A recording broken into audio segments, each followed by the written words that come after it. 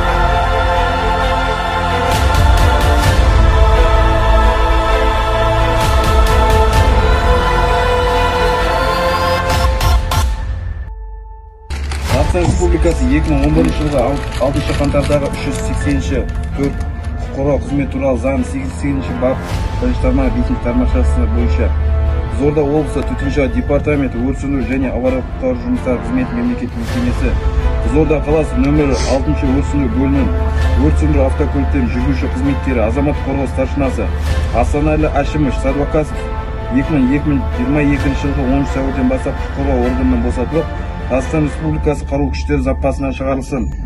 Қол қойған қызмет бастығы азаматтық қорғау полковнигі Мұстан Ибрагимов Жанабаев.